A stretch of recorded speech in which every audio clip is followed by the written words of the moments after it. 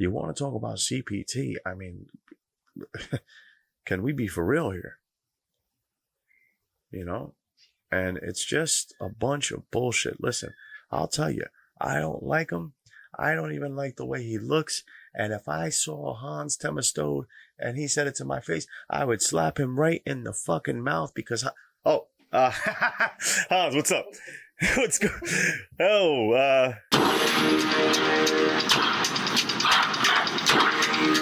We haven't gotten shit, man. That was a little spark yesterday. I love that, yo. I love it. And you know I'm a sucker for the storyline, right? No. The reason why I don't like it is because you take a guy like Verdejo, who's a really good fighter, and then everybody's gonna start pushing him towards like Lomachenko, Devin Haney, Tank, stuff like that. And if he loses again, then it's like everybody's just gonna throw him away. Like, let him build himself up a little bit before you throw him to the freaking sharks, man. You know what, man? You touched. See, okay, now we can agree on this. This is something that I saw. I don't want to get too carried away with the Verdejo talk because he mentioned something yesterday and it scared the shit out of me. And that was the prospect of him fighting Loma. We don't need crazy ideas going out into the world right now. You know, we need good ideas. We need, like, how do we make Tio Loma happen? So the only thing I'll say about that is Loma had 397 amateur fights. He went 396-1, which is crazy. Doesn't even make any sense. And he said, I remember he said Verdejo gave him his toughest fight ever. So there was a little bit of background to that. So I can understand where he's coming from. Okay, so here's why I think, the only reason why I think it makes sense. And this is what you call, Hans, because I know you're in the writing business. I am now in the podcast game. Okay, so I'm going to put you up on, this is what you call a segue. Now we're headed over into Jamel Herring, done with Verdejo. And this is the segue, my man. This is how we're going to bridge that gap. I think you might have to have, considering what happened with Jamel Herring, you might have to have alternates. And you might have to have these alternates already known to the public so that if the public is signing up for Tio Loma and they're comfortable enough with Verdejo Loma or Tio Verdejo, you can still, with some faith, buy into the fight because you know you've got an alternate there. I read an article today, Hans. Let me set the table for you. I read an article today. There's news coming out of, and this is from, it's not like a fringe website or anything like that. I got it from healthline.com. So the quote from this doctor is, this is an infectious disease expert. He's saying that, here's the quote. We know other viruses like parainfluenza, human, whatever it is, or RSV may linger for months in certain patients. And that does not represent infectious state, Romero said. Coronavirus may be the same. Now, this guy, what he's positing and what some of the data that's coming out of South Korea is showing is that people are testing positive months after their initial, so they're testing positive, negative, and so on and so forth for months on end, right? And what they have is like latent dead viral loads in them that sometimes triggers the test to pop positive. If that is the case, you've got a bunch of stuff going on here. I think this is super interesting. If that is the case, Jamel Herring, a guy that contracted COVID, could be sidelined if we don't change any regulations for months on end, for as long as he continues to test positive. What say you about the article? Let's not talk about the Verdejo thing yet and the alternates, but what about the idea of people, contracting it once and continuing to test positive? Do you think that they're going to change anything? I think we have to save all of sports, not just boxing.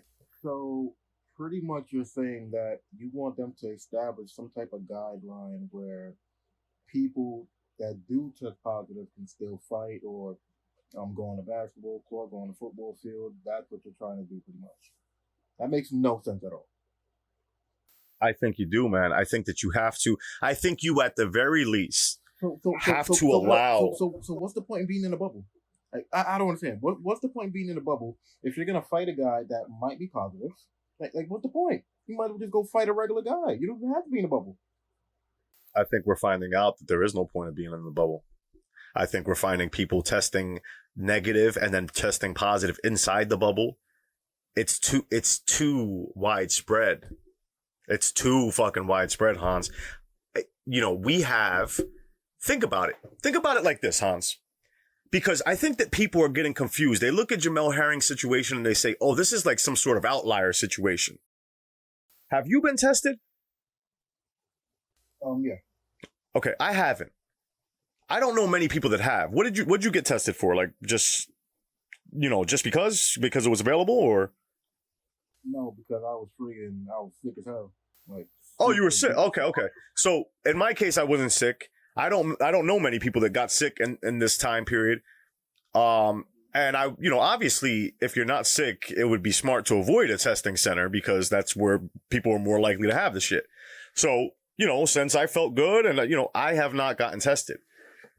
But that's not to say that just like Jamel Herring, who showed, I don't think he exhibited any symptoms. He was asymptomatic. That's not to say that. He did actually, though. Oh, he did? Mm-hmm.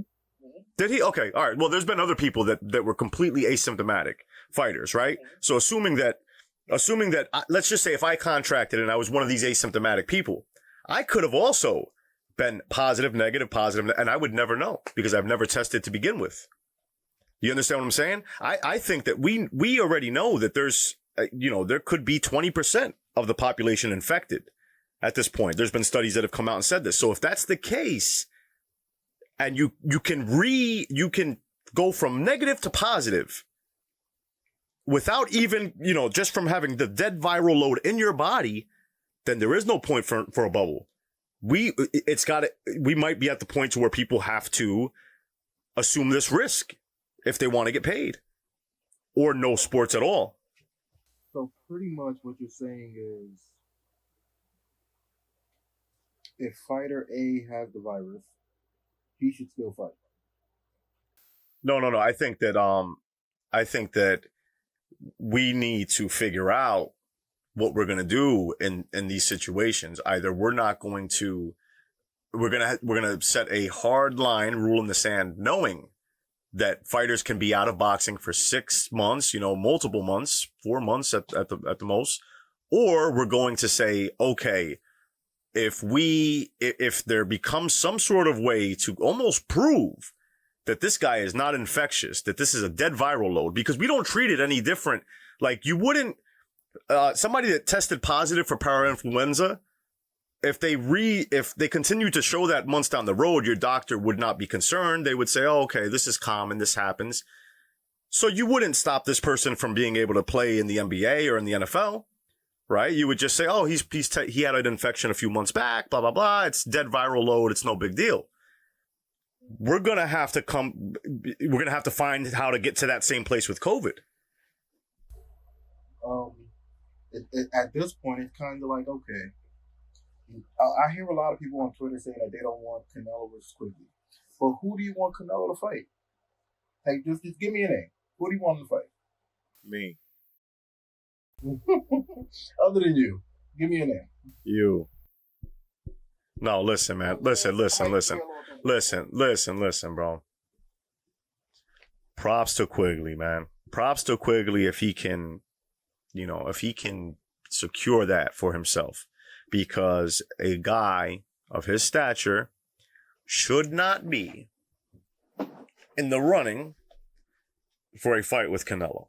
Let's keep it all the way a buck. We know that. I don't think that this is even something that Quigley would admit to. He would say pre-coronavirus, yeah, I wasn't a guy that was in the running. So props to him if he gets it. But this is not what we want to see from Canelo. We want to see fucking Plant, Benavidez. I'll take an Andre Durrell over Quigley. Quite frankly. I'd take a Derevyanchenko over Quigley. Quite frankly. There's a lot of guys. I would probably give like a little chunk of my pinky like the tip of it to see Beterbiev and Canelo. You know, like this, like a nice slice, like a deli slicer. Slap, just the tip of it. Dude, I'll give him my whole hand for that one. I'm giving my whole freaking hand. For so who do we want to see Canelo fight? It's not really Quigley. Again, props to Quigley if he gets it. And listen, man, this could be fucking. You know, you had back in the days in the 20s, Great Depression, Cinderella Man days. You had guys that came out of extreme, economical. Like extreme poverty, extreme situations within the world, within the climate of the world. And that's what's going on right now. You could get a guy like Quigley to come out and do something fucking crazy, something amazing, man. The story would live on forever, 100 years from now. Is it likely? No. Is it going to happen? No. Is it, but, yeah, it's weird too, because it's like, so we know he didn't offer Sergey anything. And we know he didn't offer, or Eddie Hearn is saying that he didn't offer Ryder, Andrade, Jacobs, so on and so forth. So, it's got to leave you thinking, like, if they're already saying Canelo's expected to take a bit of a pay cut, if these guys haven't been made an offer, they must feel that it's not financially viable to pay an opponent. Not only are they not paying Canelo the full purse, that it's not viable to pay an opponent millions of dollars, because I don't think that they know that they'll get a return. Ryan Garcia, Luke Campbell. Ryan's all fired up. What say you? I mean, I love the matchup. I love that he's going for it. So I'm hoping that it gets made. I mean, boxing is a little bit of a peculiar sport. So, I'm hoping that it'll get made, though. That'll be a terrific fight, though, man. I feel like this one's going to get made, With no fans? Huh? No fans, understand? No fans. What makes you say that? I feel like, I'm like the Grinch, man. My heart's starting to grow a little bit, Hans. My heart's starting to grow a little bit. You know that? I can't believe that one, man. Yeah, no, I'm telling you, man. I've been saying nice things all day. All day. I'm gonna keep saying them. We got it. Let's give Eddie Hearn some fucking credit now. You ready for that? I think. Listen, man. I think that Eddie Hearn wants to sign Ryan Garcia. That's what I think. And I think Eddie Hearn. What's that? But who does it? Right, but I think that Eddie Hearn might have the inside track on that. I think Eddie Hearn might even have the inside track on Canelo, considering some of the statements that they made recently. Reynoso made some statements. He was very kind to Eddie Hearn and very courteous with him. And remember when he was beefing with De La Hoya? I feel like if they're gonna go, I feel like those guys might end up with Eddie. I don't know why, but I think. Because of that, because I feel that way, I feel like, and I'm pulling this out of my fucking arsehole, I feel like he's going to do something to make Ryan happy, to show him how things are done over there, and to fucking, that's what I think. I don't know. This is one of my conspiracy theories. I don't want to hear shit about it. Let it marinate. Give me a year. Come back to the comment sections. A year from now, dog me. 2 years from now, dog me. But these are called marination stations. What say you, Hans? Absolutely not. Would Eddie do it? Absolutely. Will Golden Boy allow it? Hans, do not shun away I laid out a whole fucking thing for you, and you just come in. Absolutely. Don't do that, Hans. Come on. Dude, because you gotta look at it yourself. If you're De La Hoya, you're Golden Boy, cool, you might be beefing with Ryan Garcia, you might be beefing with Canelo, cool, but, Canelo's the biggest name in the sport. Maybe he might be a little bit close with Joshua, but I think Canelo probably has the edge with that one. But, you already have the biggest name in the sport. I think Ryan Garcia is going to be He's gonna be freaking huge. He's already pretty huge now. And then in 5 years, dude, he's gonna be outrageously big. Pause. Out of wait. Hold on. Wait a minute. Yo, bro. Let's pause. I swear to God, listen, man. No. Come back on camera. This is good. This is really good, bro. Because listen to this, yo. We gotta take that part off. No. We're not. This is great, bro. Listen to this, yo. I fucking heard you say that. I heard you say that, Hans. And remember what I said today about I'm trying to grow up now. I'm trying to be nicer. Right? So you say, what'd you say? I'm much bigger? Or something like that? And I'm about to fucking throw out pause like a little jerk. You know what I'm saying? Like a guy that just that can't let the joke go. And I say, you know what? I said, Jay, grow the fuck up. Hans is terrified. He thinks you're going to make a fool of him. Don't make these little silly jokes. And then Hans comes in and my boy does the joke. Pause. It's good. This is New York media. Okay. This is New York boxing. You gotta say pause if you say I'm bigger now. You gotta say it. What's the point in even fucking doing this? Right? That's a fact though. Right? Okay, what's the point in so then I don't want to be a media guy if I can't say pause. No, you gotta say pause. That's an automatic pause. That's it, bro. But we were on Ryan and Luke. Yeah, I think I think Eddie, I think your boy Eddie's sweet on Ryan. I think he's going to try and make his situation a little bit better for him, a little favor, a little, that's how we do it over at Matchroom, my man. Holla at me when you're done over there. But Ryan, didn't Ryan just sign a deal? I think it was earlier this year, or was it last year? Yeah, I think he did, Hans. Listen, man, I have never seen, you tell me if I'm wrong, but I've never seen a situation like the situation with Ryan play out over years. You know what I'm saying? Like so. Beef with the Warriors? Right, like how long could it go on for? You know what I mean? Like Mikey and Aram had a little situation. It was like a 2-year joint. Gamboa had a little situation. I think with Aram, it was like 1.5 years, 2 years. But eventually these guys get out. So if Ryan wants to go, he'll fucking find his way out.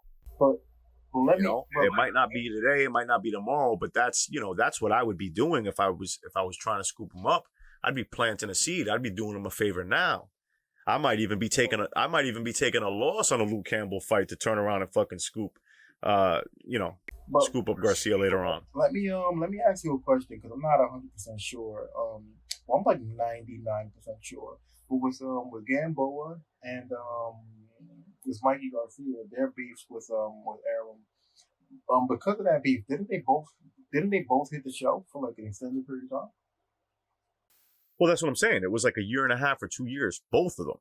I'm saying so that. You're listen, saying that there's a chance Ryan can hit the show as well. There's no way now. No way now. Hell no. Well, listen, bro. I mean, listen. If the minimum purse is being forced on him, Ryan could probably fuck around and sit for 1.5 years and make more money doing other shit. Straight up. Straight up or just as much.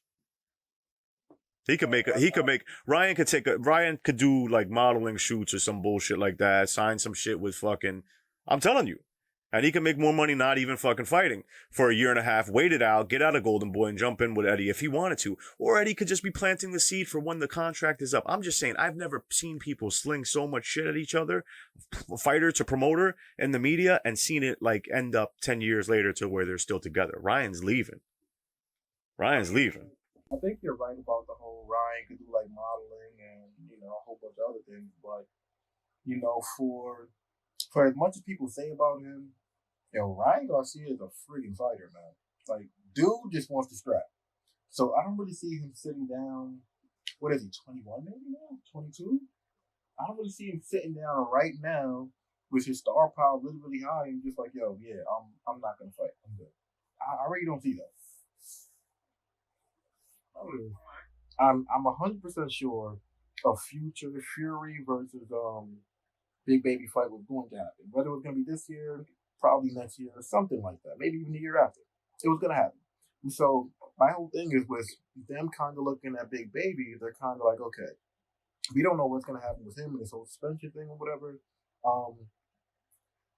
let's try to get our hands on another really good big guy.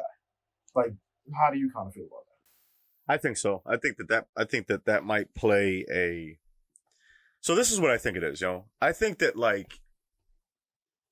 in the case from what I'm understanding or from what I'm finding out, I think that the deal over there is, again, if you're We're talking about with Ajagba and no, with PBC in general. I think the deal at PBC is, like I said, if you're with Al, you're a PBC fighter. If you're not, you're free to essentially come and go as you please, right? Because we found out that Mikey left to the zone, but Al worked out the deal for Mikey in order to go. Right. So I mean, so if that is the case, it seems like that's kind of the thing. Danny Jacobs, if you look at the PBC website, he's still up on the PBC website. He's not a PBC fighter, but I guess it's, if he wants to come back, he's more than what, I guess that's, so, but here's what I'm saying. I think that if you're not a fighter that's with Al and you have a manager and your manager feels that he can find a situation that is more to either his benefit or the fighter's benefit, then that person can shop them elsewhere. And when you consider the fact that Efe lives in Houston and Jay Prince lives in Houston and that Efe's been in Houston for a little hot minute, you've got to say to yourself, okay, so then fuck, I mean, Jay Prince was probably up in that gym at some point, and this is Jay Prince, man. You know what I mean? Like, if he grabs a hold of your ear, you might have to fucking listen. I don't know. I'm glad that you actually mentioned the whole Jay Prince thing, because obviously everybody knows that Big Baby was associated with Jay Prince as well. So just like I kind of asked you with the whole Top Rank, they wanted to get a new big guy, but they don't know what's gonna happen with Big Baby. Do you think that might be the link with Jay Prince though? Like, he was looking at, like, hey, I was invested. That might be the link. Yeah, right. That could be the link. If there's the association between Jarrell and Jay Prince, it might just be like, okay, well, you know what, man, I got another one. I got somebody that we can plug and play. Another heavyweight, Houston guy, so on and so forth, and whatever. Maybe that's how they made that happen.